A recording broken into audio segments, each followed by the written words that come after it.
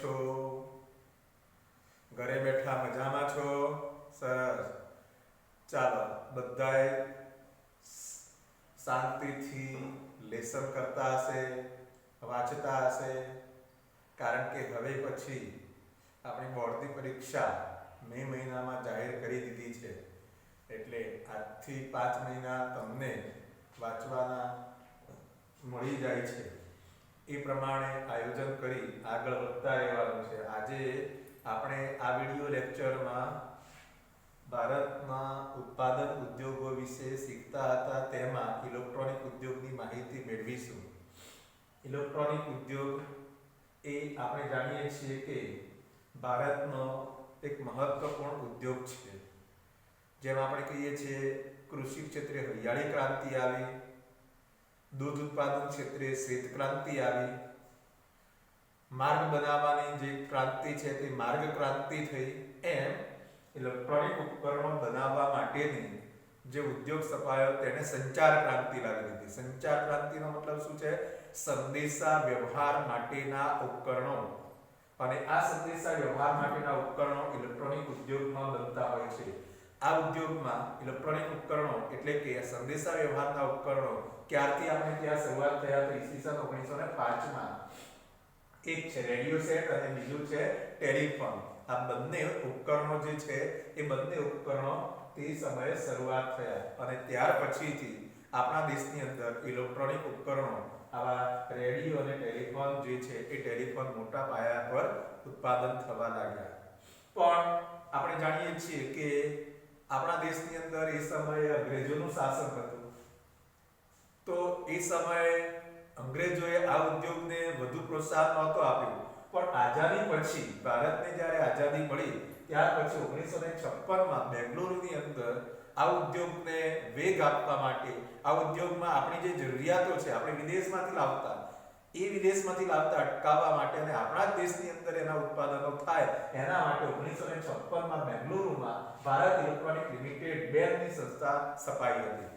અને આ બેલ સંસ્થાનો મુખ્ય હેતુ એક હતો કે 3 ક્ષેત્રોની અંદર જરૂરિયાત જે ઉપકરણો હોય એ જરૂરિયાતના ઉપકરણો બનાવવા. કયા કયા 3 ક્ષેત્રોમાં? એક તો સૈન્ય ક્ષેત્રની અંદર, સરહદ ઉપર જે આપણા શું કહેવાય છે કે જવાનો છે એ જવાનો રક્ષણ કરે છે, તો એમને જરૂરી સૂચના, કોઈ આતંકવાદી ઘૂસણખોરી કરતો હોય તો એને અટકાવવા માટે, મુખ્ય અધિકારીઓ સાથે વાતચીત કરવા માટે સૈન્યના ઉપકરણો.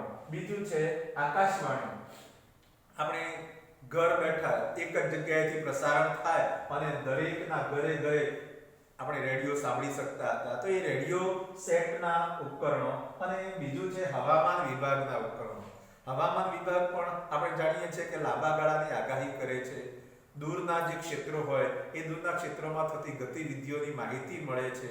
તો આ ત્રણેય માટેના જરૂરી ઉપકરણો 1956માં આ બેલ કંપની જે છે એ બેલ કંપનીએ ઉત્પાદન કરવા માટે આ સંસ્થા સ્થાપી હતી.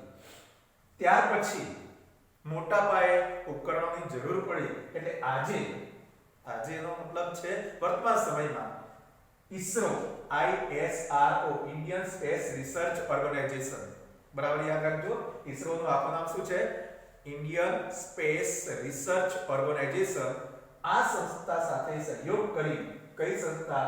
Bharat electronic limited. એને ISRO સાથે સહયોગ કરી અને અનેક ઇલેક્ટ્રોનિક ઉપકરણોનું ઉત્પાદન કરે છે. એનો અર્થ એ થયો કે આ બંને સંસ્થાઓ એક થઈ ગઈ અને જે જરૂરિયાતના ઉપકરણો હોય, આપણે વર્તમાન સમયમાં ડિજિટલ ઇન્ડિયા જે માનીએ છીએ એના માટેના જરૂરી ઉપકરણો હોય એ બંને સંસ્થાઓ ભેગી થઈને ઉત્પાદન કરે છે. ભારતનો ઇલેક્ટ્રોનિક ઉદ્યોગ એક વિકસિત ઉદ્યોગ છે. આજે આપણા દેશની અંદર વિકસિત ઉદ્યોગોમાં જો નામ લેવું હોય તો આ ઉદ્યોગનું પહેલા, રસાયણ ઉદ્યોગનું નામ પહેલા. આ બધા ઉદ્યોગો કેવા છે? વિકસિત ઉદ્યોગો છે. કારણ કે એની માંગ જે છે એ માંગ ઘણી વધારે છે. દરેકના ઘરે મોબાઈલ ફોન છે, કમ્પ્યુટર છે, રેડિયો છે, એ સિવાય પણ આપણે કહીએ ટીવી છે. આ બધા કેવા ઉપકરણો કહેવાય છે? ઇલેક્ટ્રોનિક ઉપકરણો છે. અને એ ઇલેક્ટ્રોનિક ઉપકરણો આપણે ત્યાં બને છે એટલે એને વિકસિત ઉદ્યોગ કહ્યું છે. ભારતમાં આવા ઉપકરણો radio, TV, telephone, cellular phone, computer, આવા અનેક ઇલેક્ટ્રોનિક ઉપકરણો બનતા હોય છે. ચાલો, આ ઉદ્યોગના પ્રતાપે આ ઇલેક્ટ્રોનિક ઉદ્યોગે શું કરી નાખ્યું? તો કે ઇલેક્ટ્રોનિક ઉદ્યોગે લોકોના જીવન બદલી નાખ્યા. પહેલા આપણા સર્જન સાથે વાતચીત કરવી એક દુષ્કર હતું. ટેલિફોનથી આપણે લાંબા સમયે આપણે કહીએ છીએ કે આઈએસડી, એસટીડી, પીસીઓ એવા નામ સાંભળ્યા હશે તમે, અને ત્યાં જઈને આપણે આપણા સ્વજનને વાત કરી. ગામમાં એકને ઘરે ફોન હોય, બાકીના કોઈના ઘરે ફોન ન હોય, એ વ્યક્તિ બીજા વ્યક્તિને બોલાવે અને આવે ત્યારે આપણે એની સાથે વાતચીત કરતા. આજે આપણે ઝડપથી 1 મિનિટની રાહ જોયા વગર પણ આપણે એની સાથે શું કરી રહ્યા છે? વાતચીત કરી રહ્યા છે. એ બદલાવી નાખ્યું છે. આપણા શું કહેવાય છે, આર્થિક વિકાસમાં જે જરૂરી માર્ગદર્શન અથવા તો શું કહેવાય છે, સંદેશાઓની આપલે કરવી છે, ઈમેલ કરવો છે, વોટ્સએપ કરવી છે, મેસેજ મોકલવો છે, સોશિયલ મીડિયા જે છે, સોશિયલ મીડિયાનો ઉપયોગ કરવો છે, એ બધા ઇલેક્ટ્રોનિક ઉદ્યોગ જે છે એ ઉદ્યોગના પ્રતાપે છે. એટલે લોકોના જીવનશૈલી અને અર્થતંત્રમાં ક્રાંતિકારી ફેરફારો થયા છે. આજે એમ કે છે કે કોઈ પણ વ્યક્તિને મોબાઈલ બેંકમાં જવાની જરૂર નથી પડતી. પોતાના મોબાઈલથી પૈસાની લેવડ દેવડ કરી રહ્યા છે. પૈસાના આપણે કહીએ છીએ કે મોબાઈલના ઉપયોગથી વસ્તુઓની ખરીદી કરી રહ્યા છે. એ શું બતાવે છે? ઇલેક્ટ્રોનિક ઉદ્યોગની આ એક દેન છે. ભારતમાં 1990 આપણે જાણીએ છીએ કે ઇલેક્ટ્રોનિક ઉદ્યોગ તો 1956 થી આઝાદી પછી શરૂ થયો હતો, પણ સાચા અર્થમાં જરૂરી ક્રાંતિ 1990 માં લાવ્યા છે. અને 1990 ના દશકમાં કમ્પ્યુટર ઉદ્યોગમાં આપણે શરૂઆત કરી. કારણ કે એ સમય પહેલા કમ્પ્યુટર હતું નહીં. કયા હતા? આગળ જોઈ ચૂક્યા કે સૈન્યની જરૂરિયાત માટે, આકાશવાણી અને હવામાન વિભાગ માટે જરૂરી હોય એવા જ ઉપકરણો હતા. પણ ત્યાર પછી જે cellular phone, telephone, TV, radio અને કમ્પ્યુટર જેવા ઇલેક્ટ્રોનિક ઉપકરણો આવ્યા, અને એમાં બધાને લાગ્યું કે આ બધા કરતા કમ્પ્યુટર અને આ સેલ્યુલર ફોનનો મહત્વ વધી જાય છે. અને એટલા માટે આપણે જાણીએ છીએ કે 1990 ના દશકમાં આ કમ્પ્યુટરના શરૂઆતમાં હાર્ડવેરના સ્વરૂપે આપણે તેનું ઉત્પાદન શરૂ કર્યું. આજે સોફ્ટવેરના ક્ષેત્રે પણ ભારતે અસાધારણ વિકાસ કર્યો છે. કમ્પ્યુટર બે વિભાગમાં છે, એક હાર્ડવેર છે અને બીજું શું છે? સોફ્ટવેર છે. હાર્ડવેર શું બતાવે છે? તો કમ્પ્યુટરના મુખ્ય ભાગો છે. મોનિટર હોય, પછી આગળ કહીએ છીએ કે ટાઈપરાઈટર હોય, પછી સીપીયુ હોય. આ બધા એના કેવા ભાગો કહેવાય? હાર્ડવેરના ભાગો છે. જ્યારે એની અંદર જે પ્રોગ્રામ હોય એ પ્રોગ્રામને શું કહેવામાં આવે છે? સોફ્ટવેર કહેવામાં આવે છે. તો આ હાર્ડવેર અને સોફ્ટવેર બંને ક્ષેત્રોમાં ભારતે અસાધારણ પ્રગતિ કરી છે. અને આ ઉદ્યોગની રાજધાની કઈ બની ગયું છે? બેંગ્લોર. ઇલેક્ટ્રોનિક ઉદ્યોગની રાજધાની બની છે. કેમ? કારણ કે આ ઉદ્યોગની આપણે આગળ જોઈ ચૂક્યા છે કે શરૂઆત ક્યારથી થઈ હતી? 1956 માં બેંગ્લોરમાં થઈ હતી. અને ત્યાર પછીથી આ જ ક્ષેત્રની અંદર એટલા બધા ઉદ્યોગો અને એની સંસ્થાઓનો વિકાસ થયો કે જેથી કરીને મોટા પાયે આપણા જે કઈ ઇલેક્ટ્રોનિક વસ્તુઓ છે એ પણ આપણે ત્યાં બેંગ્લોરથી થતી હોય છે. એનો નિર્ણય ત્યાંથી લેવાતો હોય છે. એટલે ઇલેક્ટ્રોનિક ઉદ્યોગની રાજધાની બેંગ્લોર બની છે. તમે વિચારો કે આજે ઇલેક્ટ્રોનિક ઉપકરણો કેવા છે? આખા દેશની 135 કરોડની જનતાને એમાંથી જેટલા લોકો મતદાન કરે છે એ મતદાન કરનાર લોકોને એક જ દિવસમાં કે અમુક દિવસોમાં કરોડોની સંખ્યામાં મતદારો મત આપી શકે છે. ઇલેક્ટ્રોનિક ઉદ્યોગની દેન છે. તમે જોયું હશે કે મહત્વપૂર્ણ એ મત આપી શકાય તેવા મશીનો જે છે એ મશીનો બનાવ્યા છે. આ એક બાબત પણ યોગ્ય કહી શકાય છે. ચાલો, ઇલેક્ટ્રોનિક ઉદ્યોગના વિકાસ માટે દેશમાં જુદા જુદા કેન્દ્રોમાં સોફ્ટવેર ટેકનોલોજી પાર્ક, વિજ્ઞાન પાર્ક અને પ્રૌદ્યોગિકી પાર્ક વિકસાવવામાં આવ્યા છે. એનો મતલબ એ છે કે જ્યાં જ્યાં સોફ્ટવેર બનાવવાની અલગ સંસ્થાઓ ઊભી કરી છે, પછી આગળ કહ્યું છે વિજ્ઞાનના સાધનોની જરૂર છે, તો એના માટે ઉદ્યોગો માટે એટલે કે ઇલેક્ટ્રોનિક ઉપકરણો જે કમ્પ્યુટરથી ચાલતા હોય તેવા ઉપકરણો જે બનાવવાના જે કેન્દ્રો છે એ કેન્દ્રો આજે બધી જ જગ્યાએ વિકસાવવામાં આવી રહ્યા છે. આપણા દેશની અંદર ઘણા કેન્દ્રો કહી શકાય છે. હૈદરાબાદ છે, દિલ્હી છે, પછી આગળ કહીએ છે કોલકાતા છે, મુંબઈ છે, આ બધા કેન્દ્રો એવા છે કે જ્યાં શું બને છે? ઇલેક્ટ્રોનિક ઉપકરણો બને છે. આપણા દેશે જે રીતે ઇલેક્ટ્રોનિક ઉપકરણો બનાવ્યા છે એમ અંતરિક્ષ ટેકનોલોજીના ક્ષેત્રે પણ ભારતે અસાધારણ પ્રગતિ કરી છે. કેમ? કારણ કે આપણે જાણીએ છીએ કે ભારતે સૌ પહેલા ઉપગ્રહ કયો છોડ્યો હતો? આર્યભટ્ટ 1975માં છોડ્યો હતો, રશિયાની ધરતી પરથી રશિયાની મદદ લઈને. અને ત્યાર પછી આર્યભટ્ટ પછી ભાસ્કર, રોહિણી, આ બધા ઉપગ્રહો. અને આજે તો તમે સાંભળ્યું હશે 2 વર્ષ પહેલા ભારતે એક સાથે 113 જેટલા ઉપગ્રહો અવકાશની અંદર તરતા મૂક્યા છે. એક સાથે આટલો બધો રેકોર્ડ દુનિયામાં ભારત પાસે છે. એટલે અંતરિક્ષ ટેકનોલોજીના ક્ષેત્રમાં આપણે પણ હરણફાળ ભરી છે કહી શકાય છે. ભારતે આ જે ઇલેક્ટ્રોનિક ઉદ્યોગ જે કહેવાય છે એ ઇલેક્ટ્રોનિક ઉદ્યોગની અંદર શસ્ત્ર સંચારની અંદર પણ મહત્વપૂર્ણ યોગદાન આપ્યું છે. આપણે નામ સાંભળ્યું હશે, જે ઈસરો કહીએ છીએ એ ઈસરો દ્વારા અવકાશની અંદર જે મિસાઇલો બનાવવામાં આવી છે એ મિસાઇલો પણ આ જ ઉદ્યોગમાંથી તૈયાર થયેલા છે, એના ઉપકરણો બનતા હોય છે. ચાલો, તો ઇલેક્ટ્રોનિક ઉદ્યોગની આપણે માહિતી જોયા પછી આપણે મહત્વપૂર્ણ ઔદ્યોગિક પ્રદૂષણો વિશે જોઈશું. આમ તો આ ટોપિક તો ઘણા સમયથી તમે ધોરણ 8માં 9માં શીખીને આવેલા હોય છો, એટલે આપણે એને સ્પષ્ટ કરી દઈએ. બહુ સરળતા છે. પ્રદૂષણ, ઔદ્યોગિક પ્રદૂષણની વાત કરી રહ્યા છે. સ્વાભાવિક રીતે આપણે જાણીએ છીએ કે ઉદ્યોગો સ્થપાવવાથી દેશનો ઝડપી આર્થિક વિકાસ થાય છે, દેશના સંસાધનો યોગ્ય ઉપયોગ કરી શકાય છે અને દેશને મજબૂત કરી શકાય છે, દેશના લોકોના જીવન ધોરણ બદલાવી શકાય છે. પરંતુ એક વાસ્તવિક બાબત છે કે આ ઉદ્યોગો થકી ઘણા બધા પ્રદૂષણો પણ થાય છે અને એ પ્રદૂષણો આપણા પર્યાવરણને, માનવ જીવનને અને આપણા સ્વાસ્થ્ય જે છે એ સ્વાસ્થ્યને ખૂબ અસર કરતા હોય છે.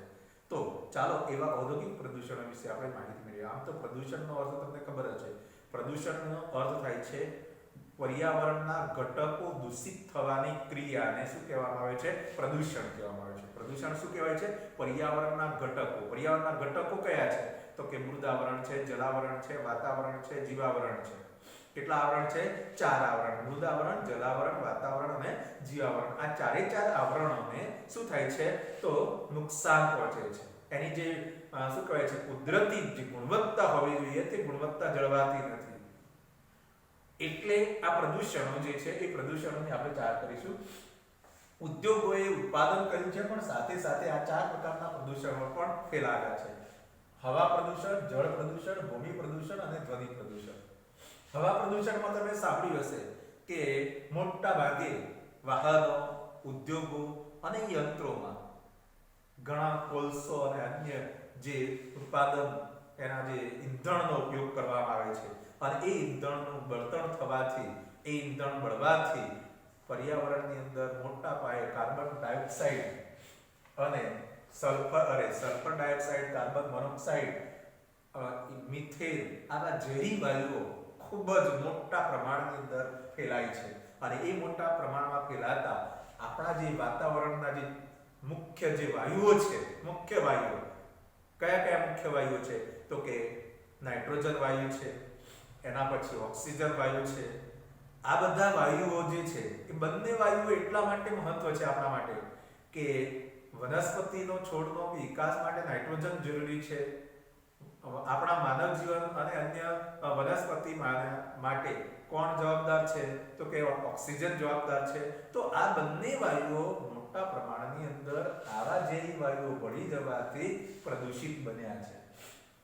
તે હવાને પ્રદૂષિત કરે છે. અને હવા પ્રદૂષણ કોને અસર કરશે? તો કે જીવજંતુઓ, પદાર્થો અને સમગ્ર પર્યાવરણને નુકસાન કરે છે. એટલે આ પ્રદૂષણ જે છે એ હવાનું પ્રદૂષણ ઉદ્યોગો, યંત્રો અને કેટલાક વાહનો જે છે એ વાહનો ફેલાવે છે.